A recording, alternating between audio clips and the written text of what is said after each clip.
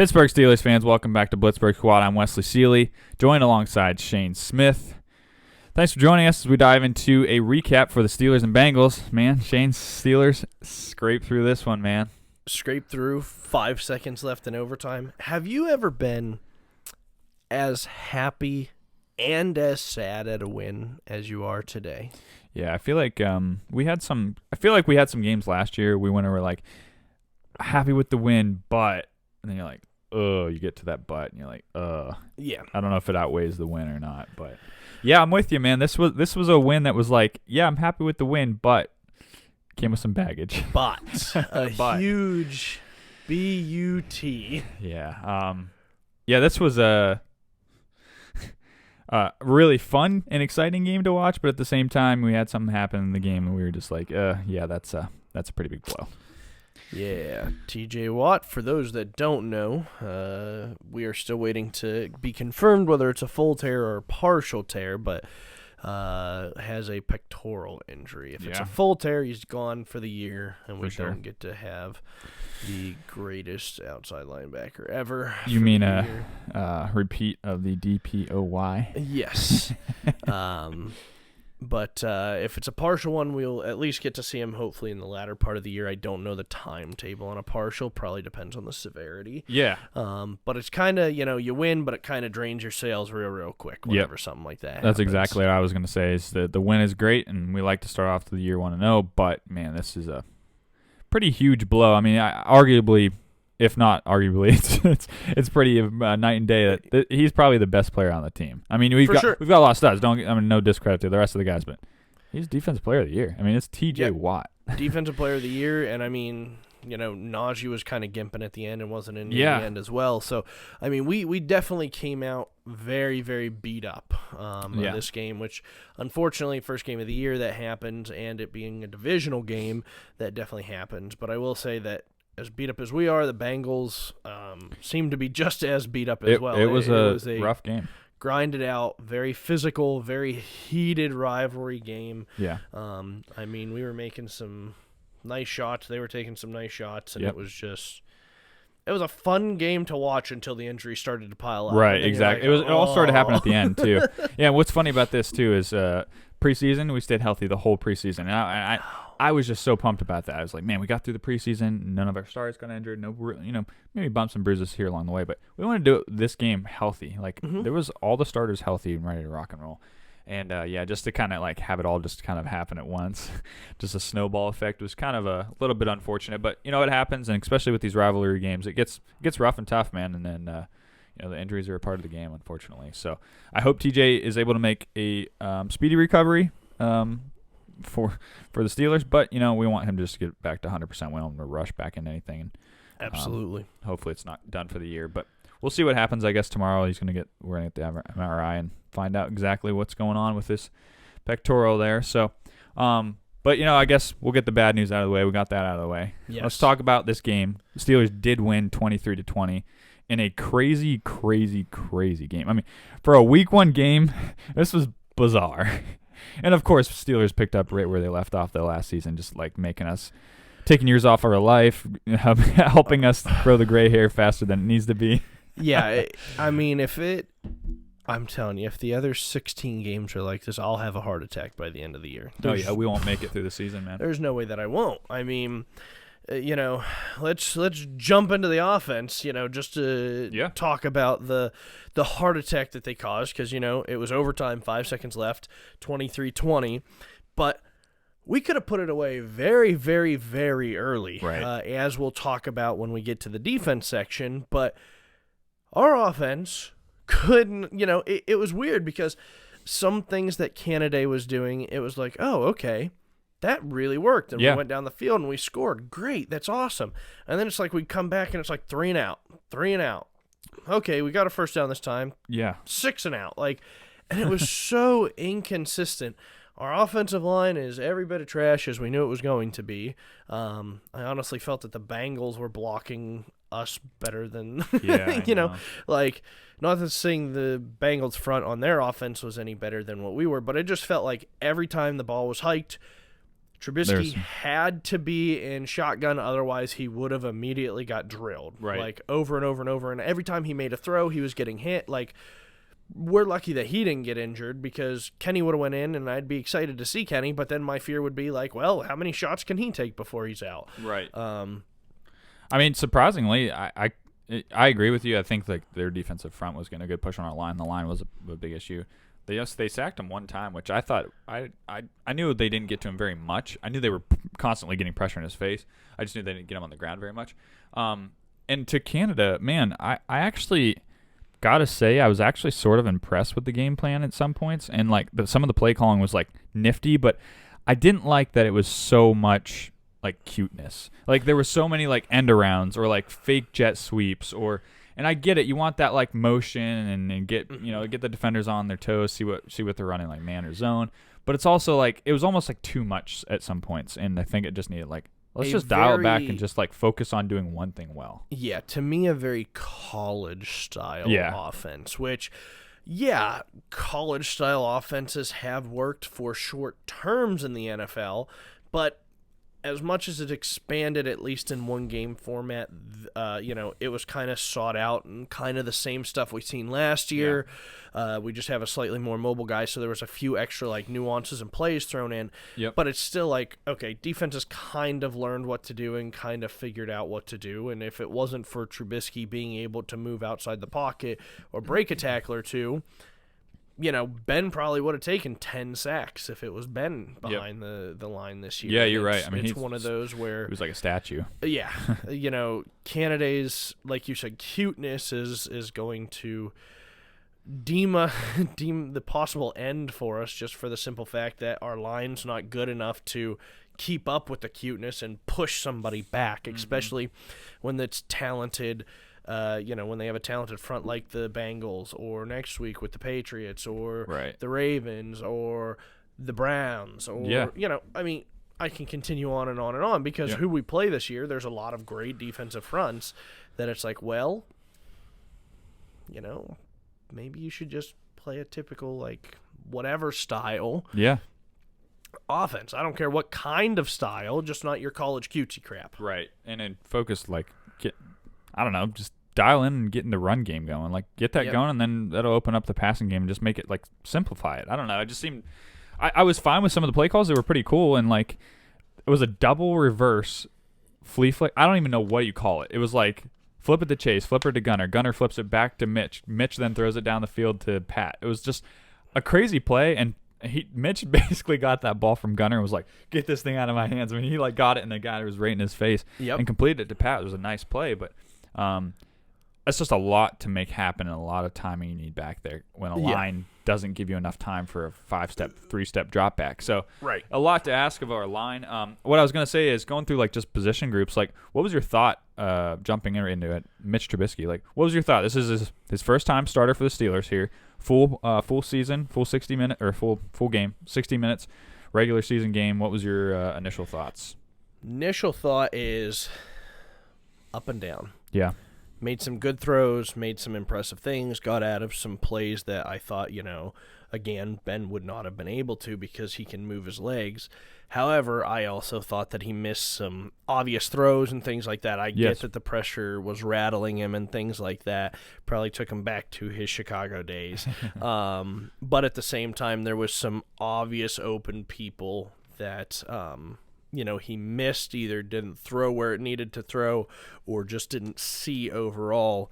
And so it put kind of a dampening again to where maybe we could have, maybe it would have never went to overtime, and maybe we wouldn't have had to push, TJ wouldn't have had to push himself so hard at the end of the game. And, there's a whole bunch of what ifs because Mitch makes a couple of those throws. My immediate thought is the one to George Pickens where he had blown through his guy, makes it on target, it's a touchdown. We're up by another 7, and then that changes the whole dynamic on their defense. The whole game entails itself on something as simple as that, and even putting just together drives, and whether it was, hey, Mitch, you're new here, and so you're going to listen, and it's going to, again, cutesy college quarterback stuff where it's like, you're going to throw it to this person and not find the open guy. I would hope not, because it's the NFL, and you'd think that Mitch should know better that, like, just find the open guy, but... Yeah. I know there's certain things, and I know like high school ball, it's like, okay, this is the routes we're running, but you're throwing it to this person no matter what. Mm-hmm. And so you'll never know the true answer, but it was one of those where it's like, okay, you made some good plays, you made some bad plays, and overall, you didn't kill us because you didn't turn the ball over. That's what I was going to say, yep. And you made a smart play. Specifically, what I'm thinking about is in the end zone, Trey Henderson. Oh, yeah, Henderson, yeah. Was right in his face. That's right.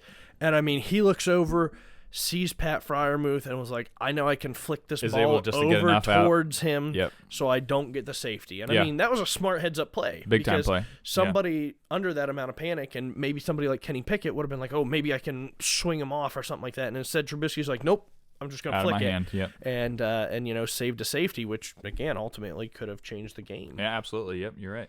I'm with you, though. I think, like, I like Trubisky still. I'm not completely giving up on the Trubisky experiment here. I think his experience did show, like on that play. Like you had that experience, that NFL quarterback experience in there, which is great.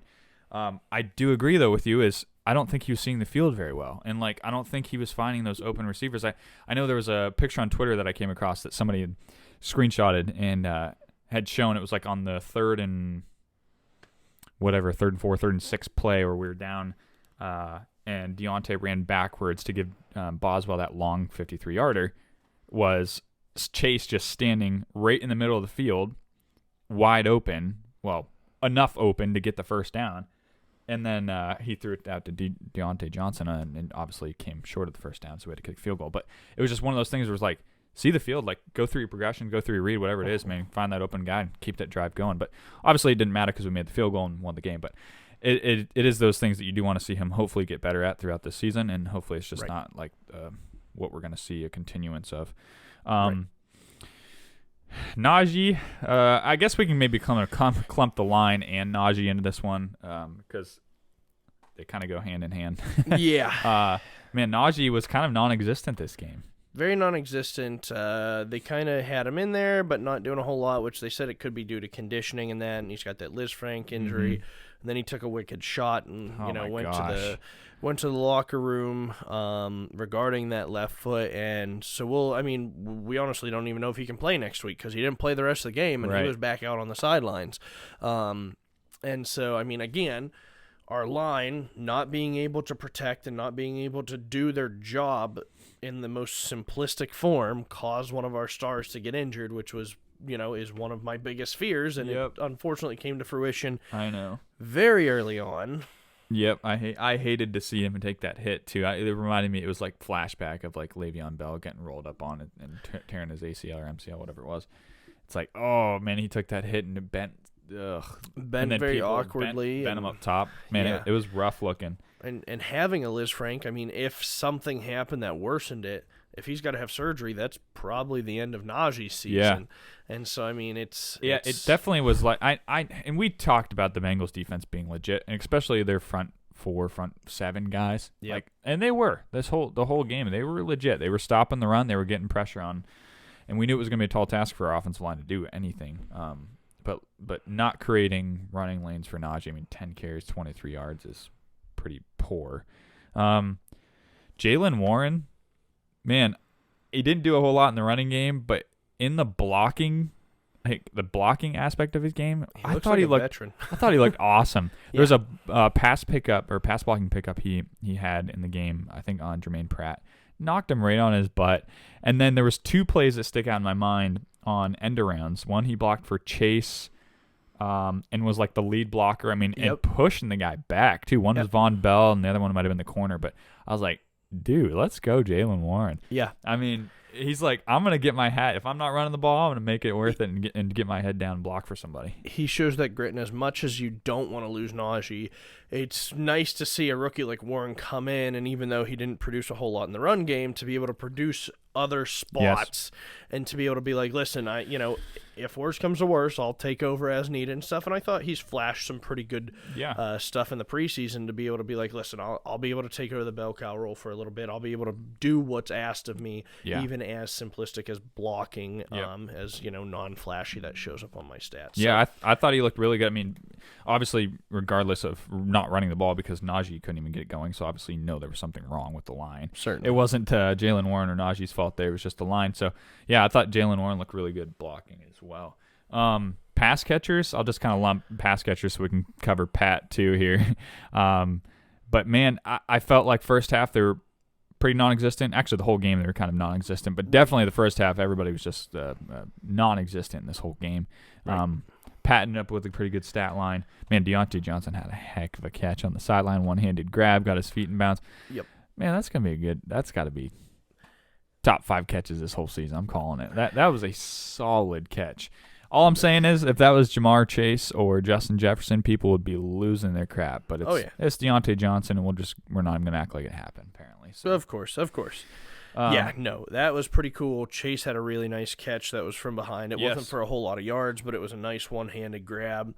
And, I mean, the announcer even announced, like, how do you block somebody with that kind of catch radius? Like, that far behind them, they're able just to snag it. Yeah, looked like a baby Megatron in that. And Chase, had a pretty good day running the ball. Yeah, as weird as it is, he led us in rushing. Yep. And so he did pretty good there. Pat, I thought, was great. I think he did everything that's asked. He was able to make some tough catches. He was able to continue to run after the catch. And I don't know. I was very impressed with Pat. The rest of them, it was nice. I just felt like they weren't getting open as much as I would have liked them to. Yeah. There was a lot of times when, like, Mitch would have, a couple of seconds or whatever. He'd look down the field, and then he, like, started to run. And it's almost like, at least my thought process and what's happened with Ben in the past is all of a sudden, okay, this wide receiver's like, oh, okay, Ben's starting to run. I'm going to run here because I can get open, or I'm going to cut back down or something like that, and Ben would throw it to him. Right. And it was just almost like the guys were just kind of standing there and like, oh, okay, Mitch is running. It's fine, whatever. Yeah. And it's like, well, no, maybe you should try to get Backyard open so ball. he can. Yeah.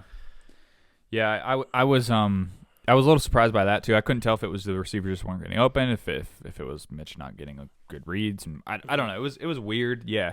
You just didn't see the plays downfield. You kind of saw that short passing game that we're used to. And when Mitch did try to force the ball downfield, it was either overthrown or just overthrown or out of bounds or into the dirt. It was just like a weird field. Like the offense just couldn't get that momentum going really at all. Yep. I was really bummed, too, that George Pickens really didn't get that many targets at all. Yeah. He was kind of not even a part of the squad, it felt like. Right. Yeah, and I knew he was getting frustrated too, but his time will come. It's, week 1. Things happen, they'll work on getting that all hammered out and stuff. Right. And, now that there's one live action game under the wraps, let's hope we continue to progress in build a on that positive manner. That's right. Especially that line. Yeah, that line. So I guess now that we've covered all the offense, what's your grade for this performance and this win? I'm going to have to go with a C-. Okay. We made the plays that we needed to at the end, but I felt like it was so sporadic that, it was kind of like, okay, we had an okay performance, but for it going 10 minutes overtime and 60 minutes worth of a game, so 70 minutes total, having a total of 269 yards worth of offense, between 75 yards rushing and 194 yards passing. I guess technically 192. That's just no. Yeah. that to me it's below average. Yep. I'm actually with you. I'm going C- as well, man. I think that I know we're going to get into this when we go over defense, but 5 turnovers that our defense got for us, and that's not trying to spoil it for defense here, but 5 turnovers we got, and the offense. We got 17 points off turnovers, one being on from the defense there, that touchdown. And then it's like the offense can't produce any more than that with those 5 turnovers. That's unacceptable. Like you get 5 turnovers and somehow this went into overtime when we didn't turn it over once. Plus 5. Yeah. Like give me a break. So yeah, that's I think that was the thing most to me, that just the inconsistency on offense was still there. It was like Ben obviously left, but it just still felt like we were kind of still stuck in that same like inconsistency and like couldn't get that momentum going, get those points chugging along. But there was some good, there was some bad, there was some ugly, but we made it happen, we made it work, and won the game ultimately. But yeah, there's some work to be done on the offense, and I think obviously it starts with the line too, for sure. Okay, so moving over to the defense, the highlight of this game, man. Absolutely. Highlight was our defense. Our defense went off. Our went defense to town. probably had the most impressive week one defensive stature that I've probably ever seen of the Steelers, and maybe ever for I was a gonna week say, one performance or all the teams. a matchup anytime. Like, I can't remember us getting, like, just doing that well in all facets of defense. Right. You know, rush defense, pass defense. Yeah, when you say you fight, you go up against the Super Bowl runner-ups that made it to the Super Bowl, that overhauled their O-line to stop people from hitting their all-star quarterback, who has an all-star wide receiver. It's one of those where it's like you're already considered the underdog because people don't trust your offense and they know you have a good defense. People really undersold how good our defense can be. Yep. Minka had a pick six. Cam Sutton had a pick, and he had one that he almost should have had in the end zone, and he had another one he called back because he passed interference to the person. TJ had a pick. Kello Witherspoon had a pick. Cam Hayward grabbed the ball out of the air, but it was considered a not fumble. a pick. Yeah. I mean, when there was a stat that came up, and it was in the third quarter. It was the Bengals' first punt of the game. Right.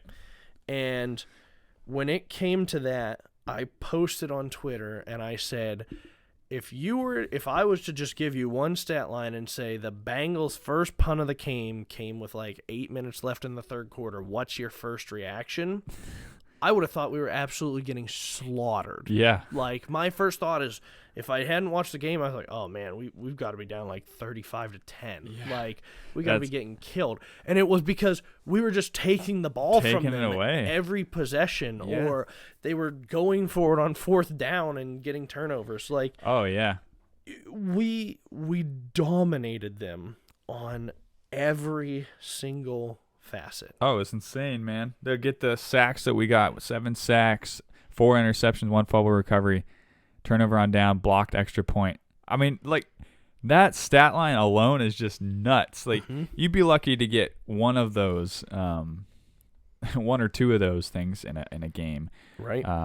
It's just crazy that we did it against such a high-powered offense, too. You know what I mean? Right. That's what's just bizarre to me. And to back up to this whole thing, too, to start this game off, we got the ball first. We received it, went 3 and out, I believe. Yep. We punted the ball out to the Bengals started off. Burrow gets sacked on first down. Okay, 2nd 15, pick 6 by Minka.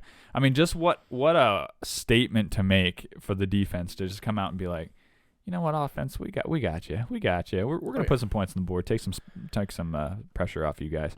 Just incredible. I mean, like, I was just blown away. I remember just texting you and be like, dude, what is happening? Like, what is going on right now? Another pick. Yeah, Burrow looked rattled. Like, Burrow looked like a rookie, and that was just because our defense just came out with a fire, and they had this grit, tenacity, and just nastiness about them. Minka was an absolute animal. As much as I love TJ, and I think he is like the captain of the defense and controls it all, Minka came out wanting to take somebody's head off. Yep. And just being all over the place. I mean, at one point, I really thought him and Mixon were going to get into it in the middle of the field because Mixon kept scrappy. Mixon kept telling him he was short or whatever, and him and TJ kept popping him, and like they were just going at it. And it was one of those where Minka was everywhere, making all the plays. He was the one who blocked the extra point to send it to overtime. He played his tail off. He played fantastic. And it was nice to see, like, the stat line's not going to sound super great, but our run defense looked much better. Oh, it looked great. Again, you got to think this is 70 minutes worth of football instead of your typical 60 minutes worth of football. Yep. And our offense really sputtered. I'm sure there's time of possession here that I can bring up. Yeah, we had 26 minutes and 17 seconds worth of time of possession. So the Bengals had the ball for 43 minutes and 43 seconds. They ran 94 plays. 94 plays, and we allowed 133 yards, which sounds like a lot, and it technically is, but most of that, I would say, came in the fourth quarter. Fourth quarter and overtime. Yep. They started to build a little bit momentum. And honestly, more of it came when Burrow started to run. Burrow alone averaged 7.8 yards per carry, and so that changes the dynamic a little bit. Our run defense looked good. Our pass defense looked good. I was kind of worried about how our corners were going to look. Yeah. Sutton, I think, looked great. Akello, I think he looked good overall. It was sad to see Levi go out. Yeah, but hopefully Levi he's okay. made some good plays. Terrell Edmonds looked good. Yep. Minka looked great. Devin Bush even played good. Mm-hmm. It's one of those where he didn't make a mistake. He actually looked like he was supposed to be a football player there. Miles Jack was solid. Our front four was nasty as can be. Yep. It was just a dominating performance. It really was. That could go down in history as one of the best week ones ever in Steelers history or maybe even NFL history, and it's all going to be overshadowed because TJ Watt got hurt. Yep, I agree. That's the unfortunate part of it, the whole thing. I mean, the defense just played lights out.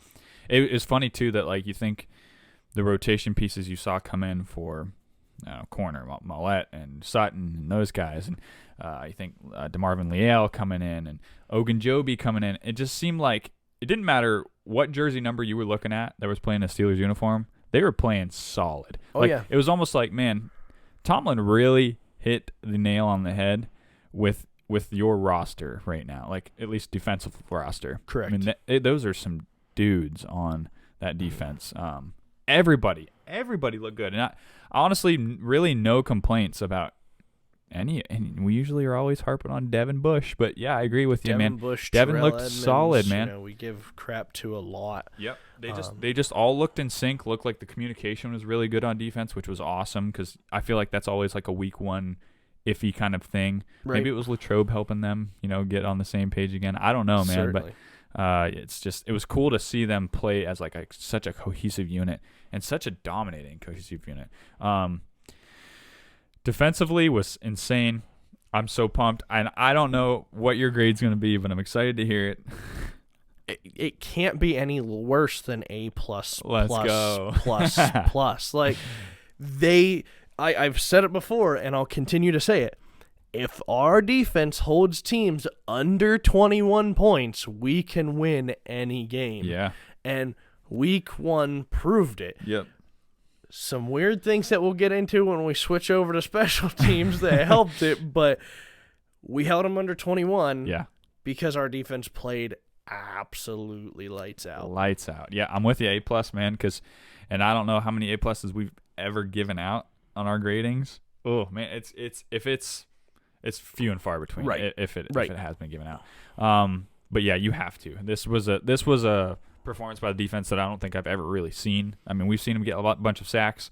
We've seen them get maybe 1 or 2 turnovers, but 7 sacks. Oh man, this is insane. Yeah, A+ for the defense. Everybody played lights out. Special teams. Special teams was weird. Very weird. Yeah, let's talk about this one here for a second. So this is for both teams. Usually I feel like we don't have to get too far into this one, but this one is a little bit different. So first of all, I'll just get it out of the way. Presley Harvin, he didn't do horrible, but he was still inconsistent. Had some nice boomers, and then he followed it up with like a 40-yarder. Yeah.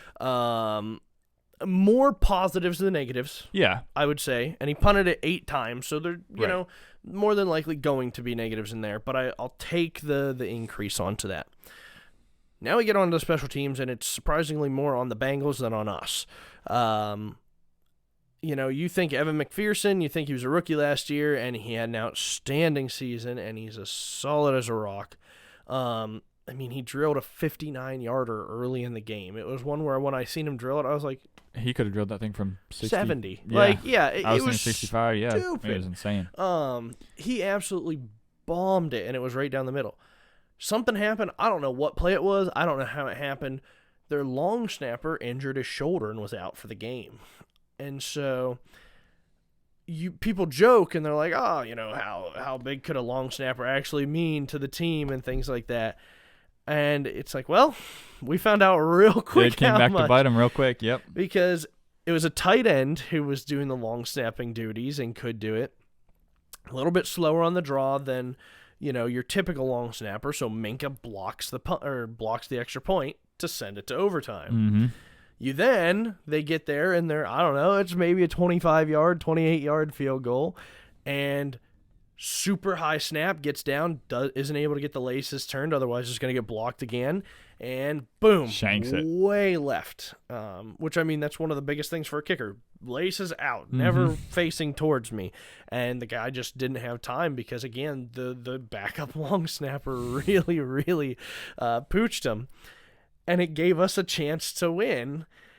And then we go down, and wouldn't you know, Boz, Mr. Automatic from 55, bangs it. I mean, absolutely just bangs it. I can still hear the sound off the upright. And at that point, I'm like, all right, we're just going to tie this Something's got to give. There's 2.5 minutes left in overtime. I'm still sad about TJ. I can't believe any of this is happening. I feel like I'm just going to wake up from a dream. I don't care if it's a tie at this point. I just want the game to be over. And then lo and behold, the fumble from, the Bengals that they end up recovering. They have to punt. They give us too much time, and boom, Boz makes it from 53. Right. An insane turn of events. It was a crazy ending to that game, man. I mean, for the Bengals to score with 5 seconds left, 2 seconds left. And yeah, like you said, that was to tie it up, and the extra point would have won it. It gets blocked, and then just to go through the sequence of events, like you said, is a crazy ending, crazy finish to the game. Yeah, I mean, special teams too on both sides were a little bit rough, but it was just, I feel like it was one of those games, you know what I mean? And the conditions weren't even that bad. It was just weird circumstances. Such weird things happened. Boswell finished with 3 of 4. Harvin, like you said, 48.5 average, which really isn't horrible in the grand scheme of it, but right. His long was 60. But hopefully he can just get a little bit better punts. And I feel like just that consistency from him would be nice, because I remember there was one in particular that we got stopped, or maybe it was the one that Boswell missed, and then we got it back. I don't remember when it was, but we needed a boomer from him because the field position we were in maybe backed up. And I feel like he got it just past their 50 or something like that, and it's just like, darn, that's where we wanted a little bit better kick. But it is what it is. Take what we can. But Boswell was, other than his doink, he 53 to win it is a solid kick. And solid. If he misses it, we go and tie that thing up. So it was final 5 seconds of the game, whatever it was. So yeah, big time kick from Boz, and I feel like, the one miss, he gets that out of the way. Yeah, now he won't miss for the rest of the year. That's right. That's right. I don't know. What do you think about special teams? What do you think for a grade? Our special teams didn't do bad, and we only missed 1. And so I'm going to go with just a solid B. They did what they were supposed to. Olszewski even made a nice punt return. Yeah, good point. Yep. I thought he looked pretty shifty there and did pretty well. It was a 20-yard punt return, so that's pretty solid. And so overall, I think they did what they were supposed to do. It was just really, really weird special teams on both sides combined that caused this game to just extend its life. Right. Yep. I mean, Boswell missed the 1 field goal, like I said, and but was solid from there on out. And Harvin had a decent average. So I think B is a fair grade. I'll go with you. I'll piggyback on that. I think it's a fair grade to give a group, especially with like you said, the punt return by Gunner was a good, nice, flashy play. Boz kicking a game-winning field goal, per usual it seems like, and just good overall finish from those guys. Okay, to wrap up the video, I guess too, MVP of this game. I think it has to be Minka. I don't know if you can give it to anybody else. I mean, there's other people that are definitely deserving of it as well.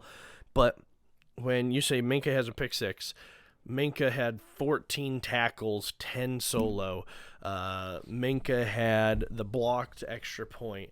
I mean, Minka to me did everything pretty much. There's one other guy that I would probably give it to, and I'll see if you can think of who it is since I stole Minka from you.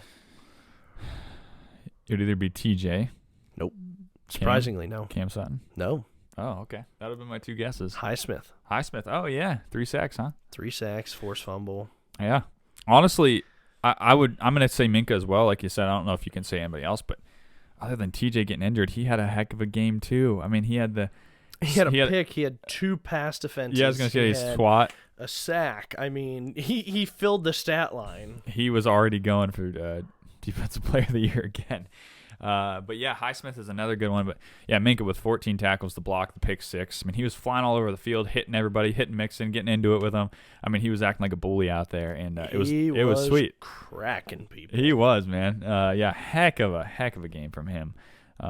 I really could have given it to a lot of the defenders as well. I mean, if you didn't go with Minka, it was going to be someone else on the defense, I'm sure. Nobody really on the offense was going to get it. But yeah, I mean, he had arguably probably the best game in a Steelers uniform thus far. So, yeah, heck of a game by him.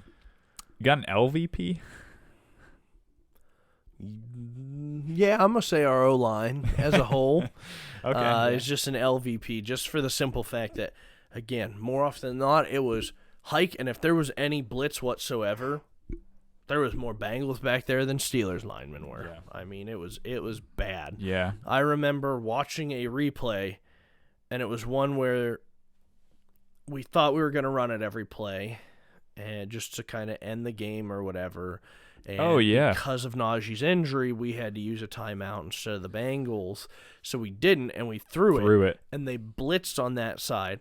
It was literally 3 Bengals behind our O-line as Mitch threw it. Yeah. And it's like, how much, like, you didn't even give him Do a you full hate second the guy? and a half. Yeah. Like, it was just bad. Yeah, I agree. Yeah, I can't really fault.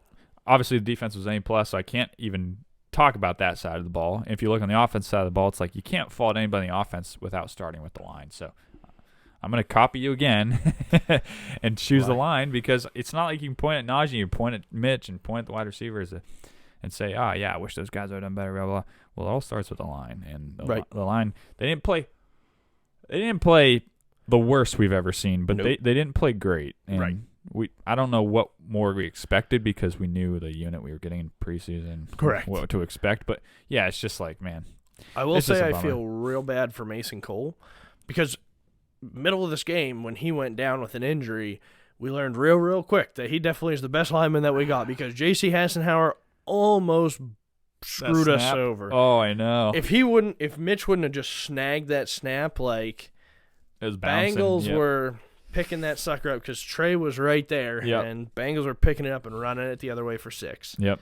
So we learned who the best one is, but unfortunately he's right in the middle, and the other 2 on each side seem to be bad. Yeah. So. Yeah. I was mad at Dan Moore for that. Was a holding call, too, that brought us back. Yeah. Yeah. Because he's been struggling with that. Yeah. He just slammed the guy into the ground. He had outside the shoulder pads and just twisted and slammed him to the ground. If he would have been inside the shoulder pads, it would have been a great block. Right, great pancake. But him, Okorafor didn't look good. Daniels didn't look good. Dotson didn't look too good. Injuries looked real bad. Bad. Yeah. Refs sucked. Yeah, the refs were a little rough on some of the calls, but yeah, listen, refs. Speaking of that, before we end, listen, if y'all are going to call something against us, you better call it against the Bengals too, because there was a couple of things that I thought they were pretty ticky-tacky on us for, and then they went and didn't call it on the Bengals, and I'm like, okay, listen here, you homers. homers.